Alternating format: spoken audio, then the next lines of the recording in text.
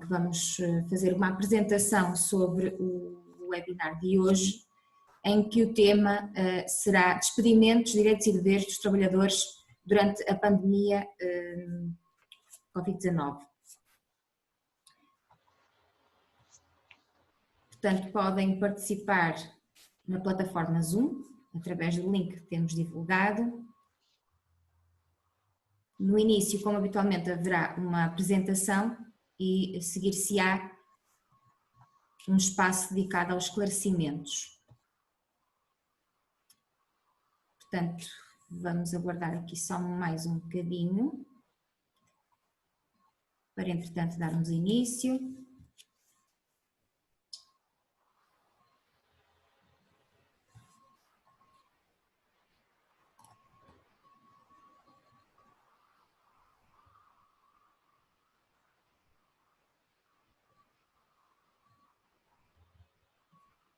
Portanto, já temos quem nos acompanha no Facebook.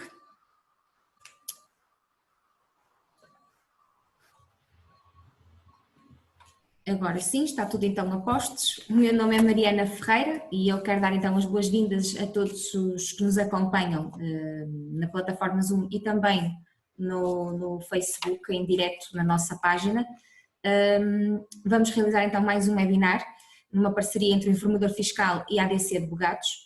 No passado dia 16 de junho abordamos o tema Despedimentos, Direitos e Deveres do Empregador durante a pandemia Covid-19 e hoje iremos abordar o tema direcionado aos trabalhadores. Como orador teremos então o Dr. Diogo Rodrigues da Silva, a quem agradeço desde já a colaboração e a disponibilidade.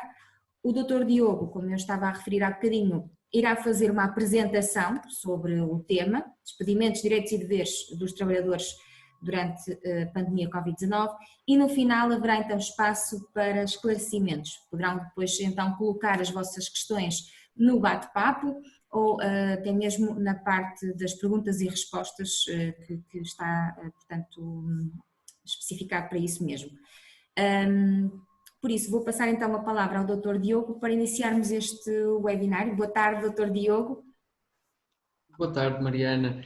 Boa tarde a todos. Cumprimento-vos a todos com elevada estima. Eu, desde já, começarei por agradecer em nome da ADC Advogados e em meu nome pessoal também o convite que nos tem sido interessado e estes webinars que temos vindo de facto, aqui a discorrer tanto no Facebook como na plataforma Zoom. Insisto que é uma iniciativa fantástica da parte do Informador Fiscal, que eu diria já que é típica do tipo de proatividade que vem demonstrando enquanto estrutura, enquanto organização. Por isso, bem-aja este tipo de iniciativas. Muito obrigado, Mariana, muito obrigado ao Informador Fiscal. Conforme disse a Mariana e bem na apresentação, hoje vamos falar dos despedimentos, dos direitos e deveres dos trabalhadores durante, portanto, este período de surto pandémico Covid-19 que, apesar de tudo, ainda estamos a viver. E tanto quanto parece, segundo as últimas notícias, até com um número crescente de infectados, sobretudo na zona de Lisboa, ou na área metropolitana de Lisboa, para não estar aqui a centrar na própria cidade. E, portanto, isto ainda é uma realidade que ainda não ultrapassamos, é uma realidade que dificilmente ultrapassaremos num tempo tão próximo, ou tão próximo quanto gostaríamos. E, portanto, tem existido aqui uma data de legislação que tem saído e que efetivamente tem trazido coisas novas, sobretudo agora na última semana saíram outra vez novas medidas, ou pelo menos foram aqui de alguma forma desenvolvidas algumas medidas que já se previam que viessem a acontecer. É certo que ainda não estão totalmente desenvolvidas, mas vão nos ajudar aqui para fazermos uma apresentação muito breve sobre aquilo que nos cumpre hoje aqui falar. Nós, desde logo, a respeito dos despedimentos, evidentemente nesta fase que estamos em pandemia e de facto que se instalou uma crise económica e as empresas têm fechado e, portanto, os postos de trabalho, por consequência, também têm sido afetados em grande monta com esta situação. Obviamente o Governo tem, no fundo, aqui emitido uma série de normativos que visavam precisamente prevenir e, numa fase posterior agora, que estamos, a fase em que estamos, do desconfinamento, numa fase em que já está a crise instalada também, tencionavam aqui impedir estes despedimentos, mas o que é certo é que muitos não resistiram a esta crise, já numa fase inicial, e outros tantos não irão resistir, e portanto os despedimentos são algo inevitável, vão ser uma realidade e estão a ser uma realidade presente, tanto é que o próprio IFP diz que já houve um aumento muito acentuado do número de inscritos no centro de emprego e portanto é a realidade que temos. Portanto, este webinar é precisamente muito importante para nós percebermos agora, diferente do último webinar que fizemos, em que no fundo discorremos sobre aquilo que eram os direitos e os deveres das entidades empregadoras, e agora vamos falar daquilo que são os direitos e deveres dos trabalhadores. Nós desde logo temos aqui que separar duas realidades. Temos que separar, por um lado, a realidade dos trabalhadores que estavam ou que trabalham para entidades empregadoras que estiveram integradas em medidas extraordinárias de apoio nesta fase de pandemia e aquelas que não tiveram.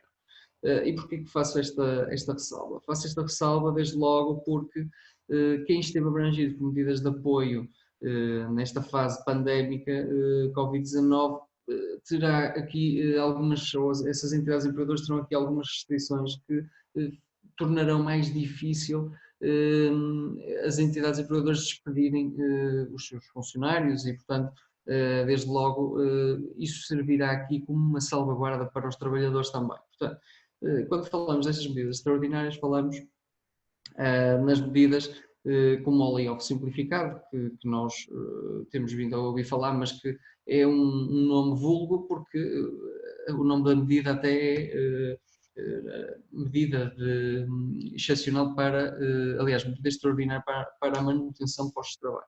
Portanto, só o nome da medida diz tudo, não é? Pretendia-se manter os postos de trabalho e, portanto, quem acedeu a esta medida ficou logo aqui impedido de, durante a medida nos 60 dias posteriores à medida, de proceder a algum tipo de despedimentos. Neste caso, a despedimentos coletivos, despedimentos por inadaptabilidade e despedimentos por extinção do posto de trabalho. Portanto, o Decreto-Lei 10G de 2020 veio dispor nesse sentido, veio criar um impedimento, então, uma proibição de despedimentos nestes casos. Contudo, não é só nesses casos que o despedimento estará, ou pelo menos vamos falar aqui de despedimento em sentido lato, porque vamos abranger também todas as formas de cessação de contrato de trabalho. Nem tudo é despedimento, há denúncias, há acordos de revogação, portanto temos falado aqui de uma forma bastante abrangente. E portanto aquilo que o legislador veio fazer neste Decreto-Lei 10G foi precisamente dizer que ficavam proibidos estes tipos de despedimento, mas que se aplicavam em tudo aquilo quando fosse aqui omisso no Decreto-Lei 10G, aplicavam-se aqui os impedimentos existentes no layoff normal, portanto, layoff do Código de Trabalho. E assim sendo, nenhum tipo de cessação contratual seria permitida durante a medida de layoff simplificado e nos 60 dias posteriores, a não ser que se houvesse aqui a cessação de uma comissão de serviços, se existisse aqui uma causa para despedimento com justa causa, portanto, que implica aqui um procedimento disciplinar, e nós mais à frente eu vou falar um pouquinho aqui do processo para este tipo de cessação contratual, e também o despedimento por, ou neste caso a denúncia do contrato de trabalho a termo, que também se chama caducidade em termos técnicos. Portanto, nós podemos caducar contratos, podíamos despedir alguém com justa causa, utilizando para o efeito um procedimento disciplinar, e também podíamos cessar as comissões de serviços que estivessem em vigor. Para além disto, existia também já neste Decreto-Lei 10G uma medida que se chamava já de medida de normalização, portanto, de medida extraordinária para a normalização da atividade das empresas e, portanto, esta medida, sendo uma medida que estava integrada neste Decreto-Lei, aumentava aqui o período de proibição dos despedimentos e deste tipo de cessação contratual que falamos. Portanto, eu no último webinário falei e fiz essa referência porque percebi que noutros webinários e que se falava muito também nos mídias, ou que havia aqui uma certa desinformação a respeito deste assunto. Este decreto-lei 10G não diz que, fim portanto, o layoff simplificado, e 60 dias depois, temos 60 dias depois para, de proibição de despedimento. Não é isso que vem dito neste decreto-lei. O que vem dito neste decreto-lei é que, enquanto se utilizar estas medidas, a proibição de despedimento se aplica e os 60 dias após terminar estas medidas, a aplicação destas medidas. E, portanto, seria quase lógico que quem fosse aceder ao layoff simplificado também fosse aceder à medida de normalização, ao apoio à normalização da atividade e, portanto, ficava, ou estava aqui muito claro que seria 60 dias sempre após esta medida de normalização. É certo que esta medida de normalização não estava aqui muito bem descrita, não conhecíamos muito bem os trâmites que ela ia ter em termos operacionais. Agora também ainda não temos todos os trâmites, mas temos já uma noção de como é que ela vai ser e também iremos falar dela mais à frente. O que é que nos importa saber? Portanto, nós temos aqui um layoff simplificado. Durante o layoff, as cessações contratuais que falamos não podem acontecer, apenas aquelas exceções que também já vos falei. Depois temos a medida de normalização. Durante esse período também não pode acontecer. Findo esta medida de normalização, contam-se 60 dias e só depois disso é que poderá outra vez existir despedimentos.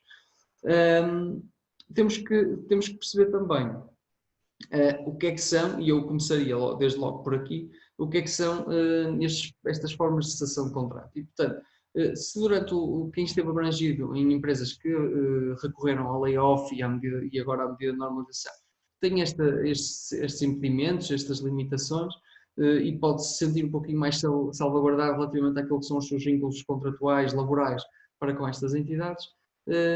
Quem não esteve numa entidade que esteve abrangida pelo layoff, por outro lado, não tem esta proteção. O que vai acontecer é que as empresas que não recorreram a estas medidas de apoio poderão, nos termos normais, proceder a qualquer tipo de cessação contratual, desde que exista, obviamente, ou que cumpra com os critérios da admissibilidade da mesma, e, portanto, os trabalhadores ficam aqui numa posição mais fragilizada, digamos assim, obviamente porque não têm este tipo de limitações legais, a não ser aquelas que normalmente num Estado em que não existisse qualquer tipo de pandemia existam. Portanto, aquilo que são os impedimentos normais da que a legislação já define. Portanto, eu começaria por definir aqui quais são as modalidades de cessação do contrato de trabalho que o nosso Código de Trabalho prevê. Desde logo temos a caducidade, portanto, conforme eu falei, a caducidade é no fundo a cessação ou uma das modalidades de caducidade será a cessação do contrato a termo, termo certo ou termo incerto. E esta caducidade é aquilo que nós chamamos, no fundo, de impedir a renovação. Portanto, findo o termo do contrato de trabalho a termo certo ou incerto, é feita uma comunicação, tem que se cumprir um prazo que está legalmente estipulado. Neste caso, por exemplo, no contrato de termos certo, são 8 dias para o trabalhador demonstrar a vontade de fazer cessar o contrato, tem que ser prescrito, e portanto tem aqui 8 dias que tem de prazo de aviso prévio para comunicar. Se for a entidade empregadora, 15 dias. Feita esta comunicação, o trabalhador e a entidade empregadora ficarão aqui desvinculados um do outro e, portanto, o que é que isto dá origem? Dá origem aqui a uma indemnização, no fundo, que não passa de uma indemnização para, no fundo, tentar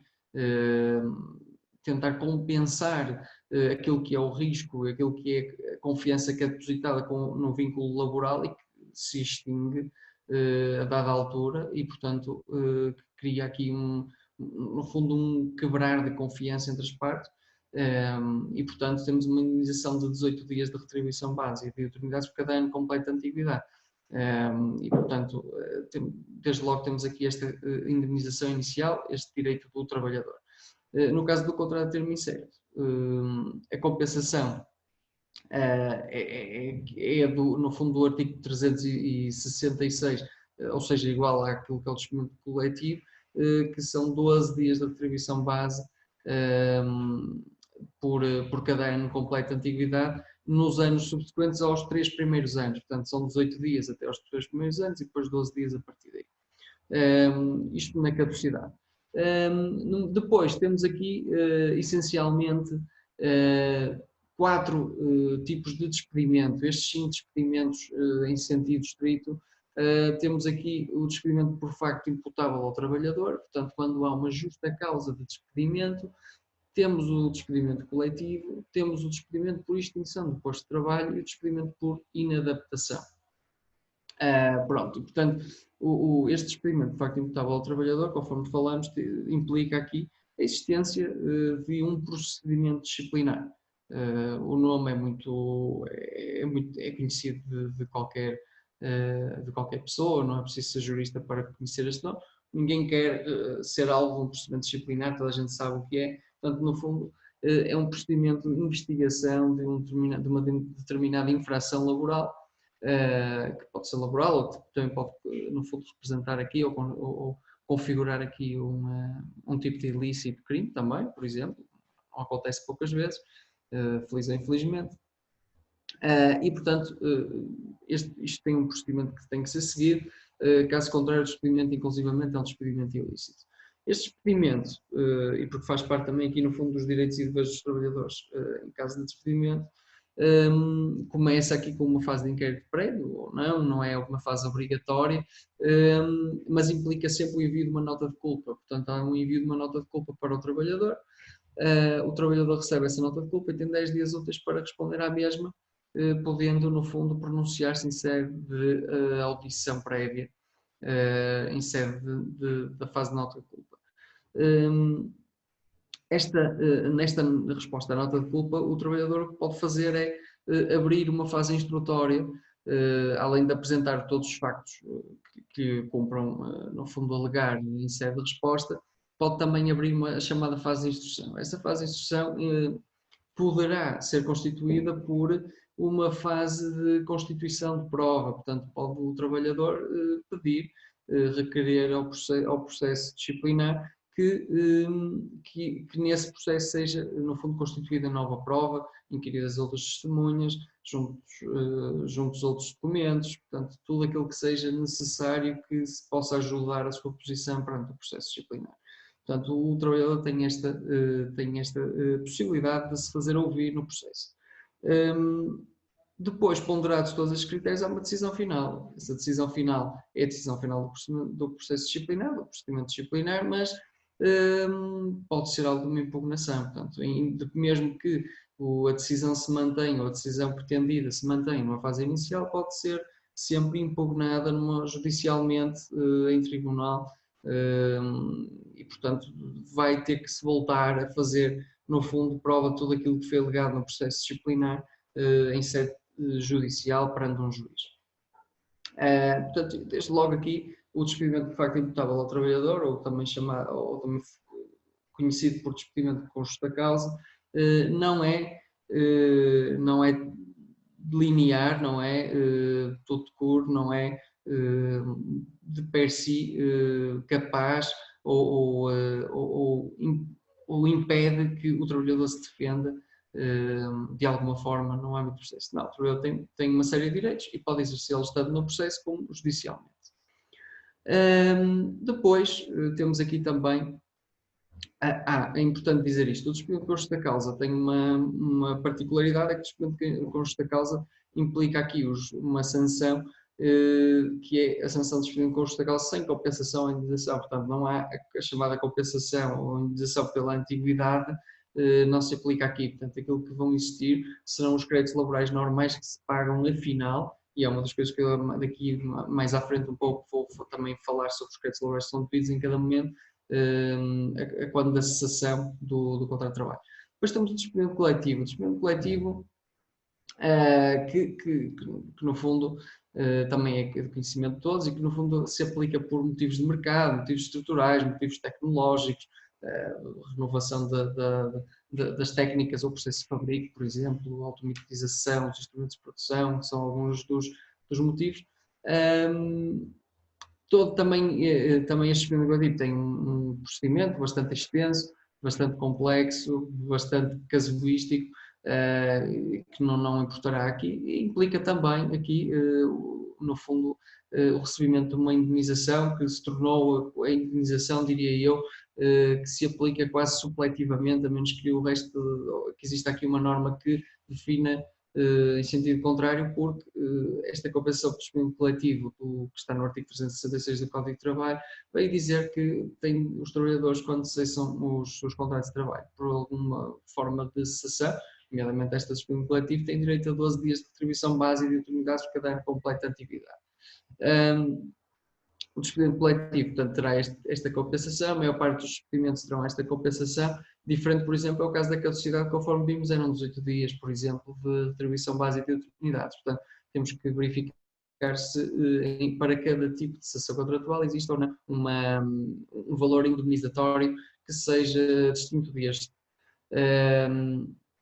Portanto, nós temos aqui o despedimento coletivo, temos 12 dias também de indemnização, retribuição básica de unidades por cada ano de antiguidade, e temos alguns critérios para o pagamento do mesmo, nomeadamente alguns limites que se aferem caso a caso, mas no fundo a indemnização será esta. É preciso verificar também aqui uma particularidade, é que os contratos que sejam anteriores a 1 de novembro de 2011 têm regras de cálculo de indemnização próprias, portanto existem regras que estão definidas num decreto-lei próprio e que para todos os contratos que tenham antiguidade anterior a 1 de novembro de 2011 terão regras próprias e, portanto, não se pode desde logo vir aqui simplesmente ao artigo 366 do Código de Trabalho ver aqui as indemnizações, muito menos ir por exemplo, como acontece em muitos casos, à plataforma de simulações da ACT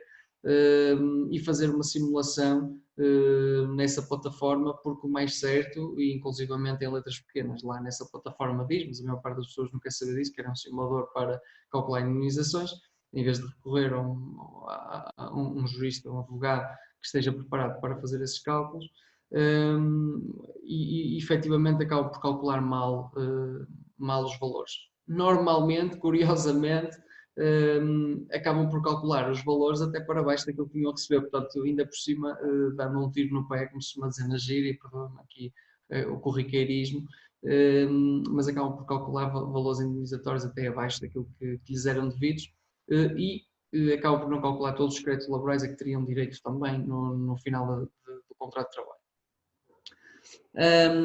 Feita esta ressalva, temos também ainda o despedimento por inadaptação, que no fundo aqui acaba por ser quase este tipo de despedimento foi alterado não há muito tempo e acaba por ser um despedimento por ineptidão, ou seja, acaba por ser um despedimento forçado do empregador por causas assentes numa incapacidade do trabalhar desempenhar as suas funções de uma forma normal, portanto, ou colocando a sua segurança e saúde em perigo, ou acabando por criar muitas avarias, ou reduzir também a sua produtividade, a qualidade.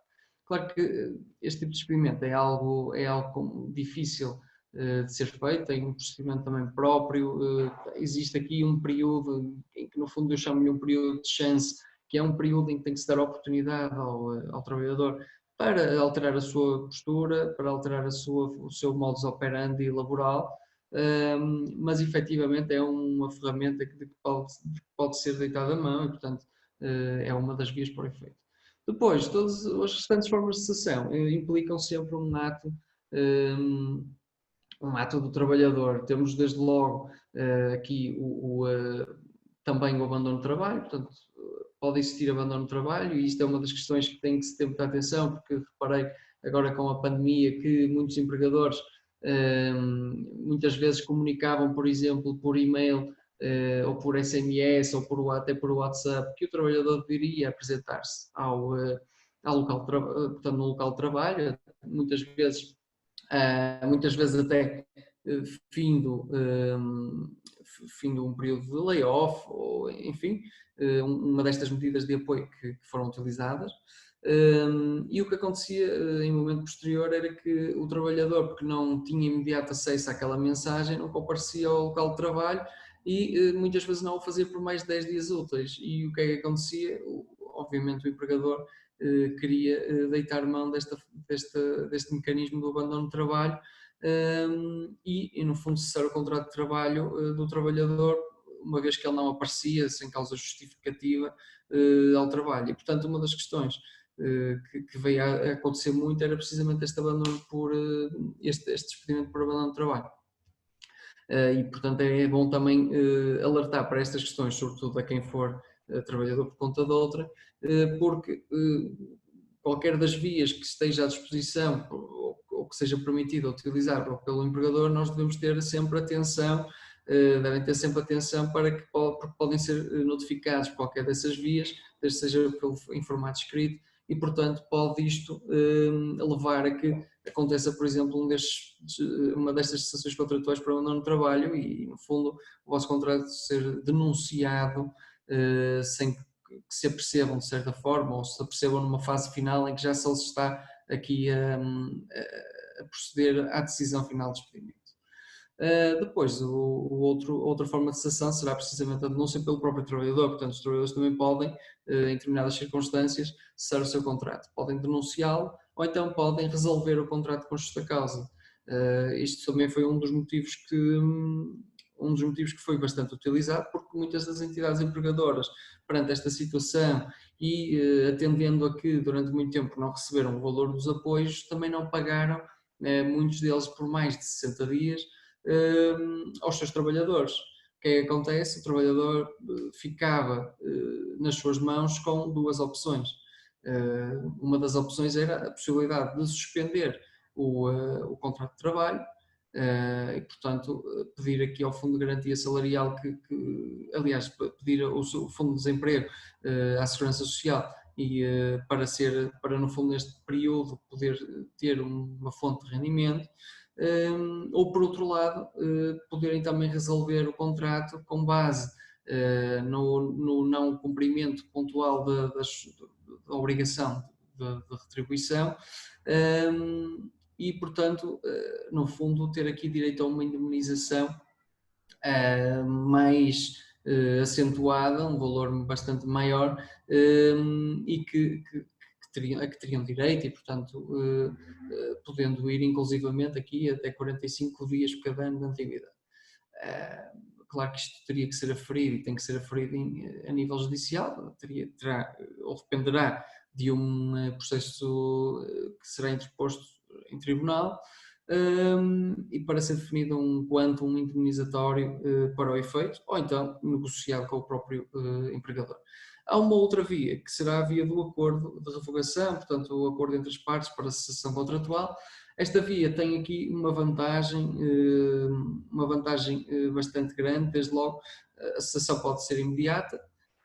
Outra vantagem será o valor indemnizatório, pode ser um valor indemnizatório global e, portanto, este valor indemnizatório global tem aqui uma circunstância fiscal bastante mais benéfica, porque o IRS e a Segurança Social, as contribuições para a Segurança Social, poderão ficar isentas em determinado montante. Neste caso, existe aqui um valor de isenção que será igual à média dos últimos 12 meses de retribuições, multiplicado pelo número de anos de antiguidade, pelo tempo de antiguidade. Portanto, daí esse montante existirá isenção nas contribuições para a Segurança Social e isenção fiscal da IRS. E, portanto, tem aqui esta vantagem inerente, portanto, não existem contribuições imediatas, não existe pagamento de IRS imediato. Em termos normais, existe aqui esta isenção fiscal para promover, no fundo, que as partes acabem por cessar o contrato por acordo. Além disso, podem ser também estipuladas neste acordo algumas cláusulas, nomeadamente cláusulas de não concorrência, por exemplo, que são bastante vantajosas para algumas entidades e, portanto, podem ser apostas neste tipo contratual. Há uma certa liberdade contratual aqui, uma liberdade das partes a nível contratual no acordo de revogação, desde que não violem normas imperativas e que sejam disposições que estejam, no fundo, reguladas juridicamente e estejam previstas juridicamente e se não estiverem, se não regularem os princípios de direito também poderão ser apostas. Portanto, ao nível daquilo que são as cessações contratuais, os pedimentos, resoluções, caducidades e acordos de revogação, penso que está tudo dito. Também temos aqui, obviamente, tivemos aqui também, obviamente, uma perspectiva daquilo que são os direitos dos trabalhadores e percebemos mais ou menos como é que estas modalidades de cessação funcionam. Importante é referir também, porque se nota um elevado desconhecimento da massa pública de algumas circunstâncias a quando das cessações contratuais, sobre aquilo que são os direitos de um trabalhador quando cessam os contratos de trabalho. Vê-se normalmente que os trabalhadores sabem, efetivamente, têm que receber o seu salário, têm que receber os seus subsídios, mas há outros créditos laborais que também têm direito e que muitas vezes não são peticionados por desconhecimento. Desde logo, será relevante dizer que, se calhar fazer aqui uma lista quase daquilo que são os direitos dos trabalhadores a quando de uma cessação contratual. Os trabalhadores terão direito sempre, obviamente, ao salário do trabalho prestado e aos salários que estiverem por pagar, se os houver. Terão sempre direito àquilo que são os subsídios de férias, o subsídio de Natal. Neste caso, quando da cessação contratual, o subsídio de Natal será tido como proporcional, a menos que no fundo seja uma cessação contratual depois do dia 15 de dezembro, que terá aí já uma regra diferente, mas portanto a remuneração das férias tem que ser paga, o subsídio de férias tem que ser pago, o proporcional do subsídio de Natal tem que ser pago e depois o proporcional também de férias e de subsídio de férias, ou seja, as férias que eu este ano, pelo trabalho que fui executando, fui acumulando, fui no fundo gerando, foi um direito que eu fui acumulando ao longo deste tempo. Portanto, se eu trabalhei meio ano, vou ter meio ano de proporcionais de férias e de subsídio de férias. No fundo, são as férias que eu este ano tive no fundo a criar para poder usar no ano seguinte, para se vencerem no dia 1 de janeiro do ano seguinte. Além disso, temos, por exemplo, aqui duas situações. Temos desde logo a formação profissional. A formação profissional, quando não seja prestada, a formação profissional é um direito, os trabalhadores têm 40 horas de formação profissional obrigatória, que tem que ser prestada pelas entidades empregadoras todos os anos, e quando ela não seja prestada, essa formação profissional torna-se um crédito laboral.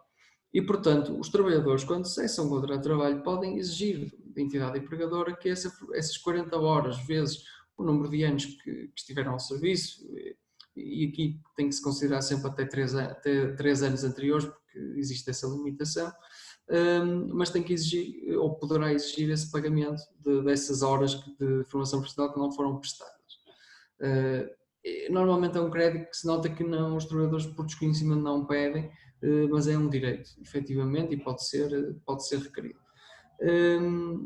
Ademais, temos também outra circunstância, por exemplo, relacionada com as férias. Imaginemos que alguém não goza férias, por exemplo, há 2 anos. Obviamente essa pessoa, por princípio, a menos que exista aqui alguma circunstância, nomeadamente uma suspensão de contrato, por alguma via, uma baixa médica, etc., vai ter férias para gozar. E, portanto, não gozando dessas férias, o empregador entra em violação daquilo que é o direito a férias do trabalhador. E, portanto, no final do contrato de trabalho, o trabalhador poderá exigir que as férias sejam pagas em triplicado. Portanto, é aqui mais um dos direitos do trabalhador a quando da cessação contratual, ao nível daquilo que é a violação do direito a férias. Portanto, obviamente que o trabalhador poderá deitar mão desta circunstância, deste direito que tem legalmente definido,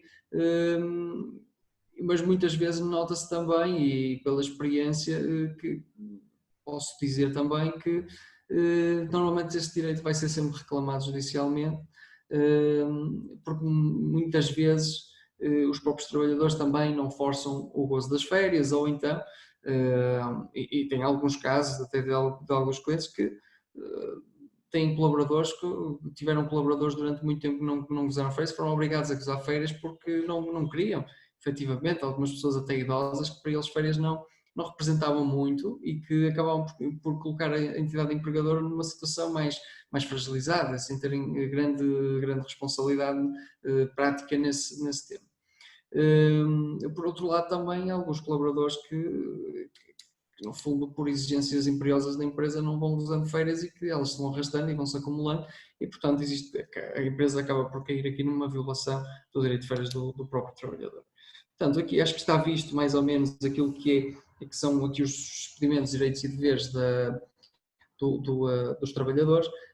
Separamos aqui já as realidades das empresas que aderiram ao layoff e, portanto, as limitações que têm e também aquelas que não aderiram ao layoff.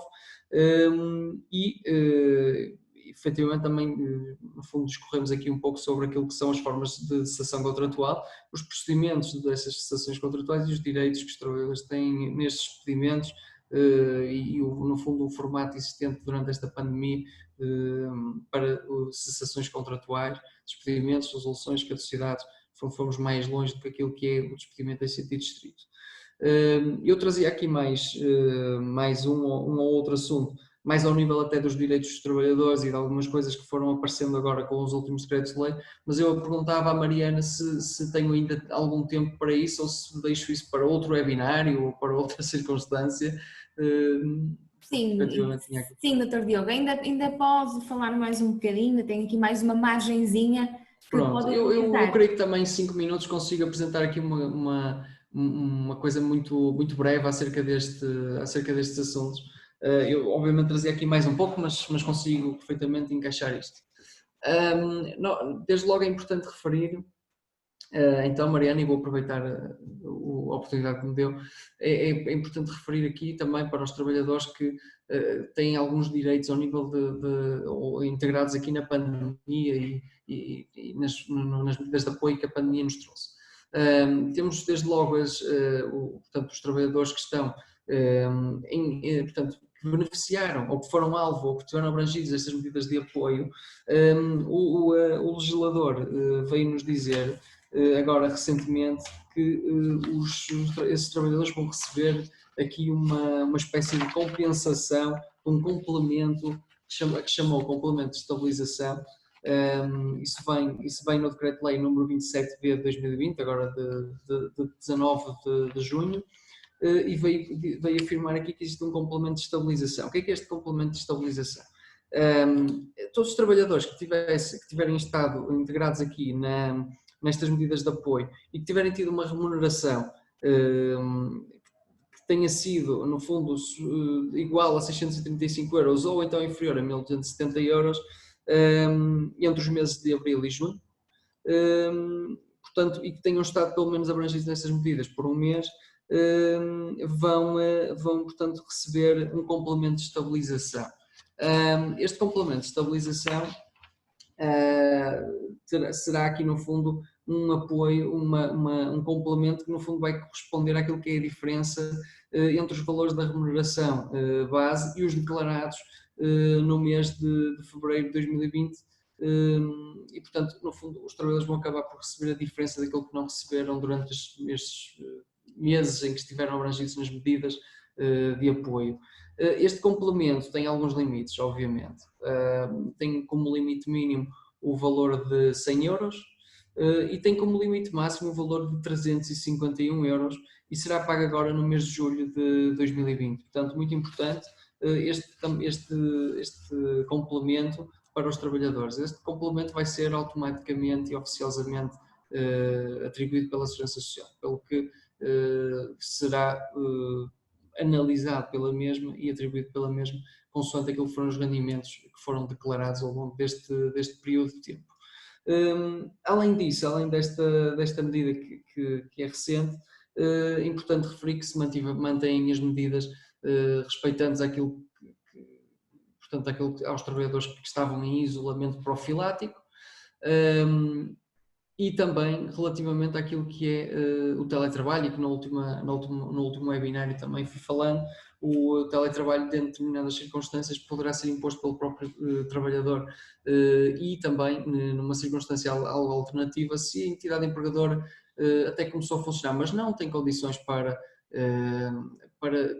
iniciar a sua atividade sem estar a violar as normas da DGS e do próprio ECT, então aí também terá a obrigação legal de colocar os seus colaboradores em teletrabalho, aqueles a que lhes seja possível, pelas suas funções, pelas características das suas funções, que lhes seja possível estar em teletrabalho.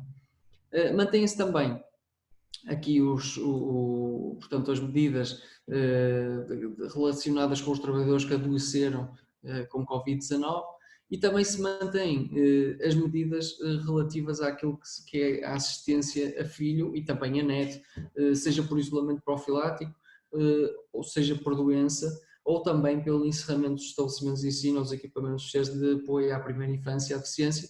Como sabemos, nem todos os equipamentos de ensino abriram, e portanto aquilo que funcionava até agora em termos de apoio à assistência familiar também se continua a aplicar. Pronto, eu acho que resumi muito mesmo aquilo que podia dizer, não abordei muito aqui aquilo que eram as condições destas medidas, mas acho que já sei também algumas delas, já temos conhecimento, alguns dos trabalhadores que poderão estar aqui também a ver-nos poderão já ter conhecimento e até ter aderido a algumas delas, portanto será também desnecessário, estamos aqui a abordar muitas condições. É importante dizer, estas medidas mantêm-se, estas medidas vão continuar e podem usufruir delas. Mariana, muito obrigado. Obrigada, Dr. Diogo, pela apresentação sobre o tema. Portanto, agora fica aqui o espaço para questões que tenham. Relembro só que no final deste webinar teremos um questionário, um formulário com 4 perguntas que são importantes que sejam respondidas, uma vez que é para sugerir temas relativamente a webinars que gostariam de ver aqui. E também relativamente ao horário, que é uma coisa que também agora queremos abordar um bocadinho com os nossos participantes, assim como, portanto, também saber se gostaram deste webinário e, claro, se gostam deste tipo de iniciativas, por favor, coloquem então sugestões de temas. É importante para nós, para podermos fazer futuros webinars e ir de encontro àquilo que os nossos participantes gostariam de ver esclarecido. Temos aqui um espaço para questões, portanto quem quiser colocar questões deve fazê-lo agora, aproveitar agora. Também há pessoas que nos acompanham no Facebook, mas vamos a uma questão que nos diz o seguinte: boa tarde, no caso de layoff, esses meses contam para férias no ano seguinte? Obrigada. Eu calculo que isso seja para subtrair no fundo às férias que serão gozadas no ano seguinte. Não, efetivamente não.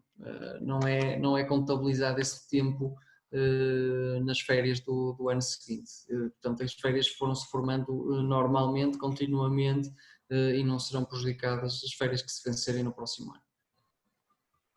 Muito obrigada pela resposta, portanto já demos a resposta. Esta pergunta veio através do Facebook, portanto nós também estamos em direto no Facebook e portanto as pessoas também vão colocando lá uma questão ou outra. Não havendo mais questões, iremos encerrar o webinar de hoje. Antes disso, relembro, no final do webinar temos um formulário que deverá ser respondido e que nós agradecemos muito que colaborem, que respondam quando fecharmos o webinário. Portanto, vai aparecer no vosso browser um questionário com 4 perguntas, é rápido, e podem sugerir temas para próximos webinários, assim também como um horário que seja mais adequado, que considerem também um bocadinho mais fácil de acompanhar. Não havendo mais questões, não há questões no Facebook, não há questões aqui também, porque o Dr. Diogo foi bastante esclarecedor, certamente. Teremos então por encerrado este webinar. Quero uma vez mais agradecer à ADC Advogados pela parceria, que tem sido bastante enriquecedora. Quero agradecer em particular neste momento ao Dr. Diogo pela colaboração e pela disponibilidade que tem tido ao longo deste tempo connosco. E desejo a todos então um bom São João, já que estamos em altura de São João, não é? Por isso desejo a todos um bom São João. Amanhã no Porto é feriado, portanto aproveitem, e quem puder, não é? Sempre com precauções e festejos bastante contidos nesta fase da pandemia, mas que aproveitem da melhor forma junto dos familiares e pelo menos comam uma sardinha, um bom São João, e obrigada Dr. Diogo pela colaboração e por estar presente para estes esclarecimentos. É isso, Mariana. Obrigado obrigado em nome da ADC Advogados também, obrigado a todos aqueles que nos ouviram e até à próxima. Muito obrigado, bom São João. Obrigada, até à próxima.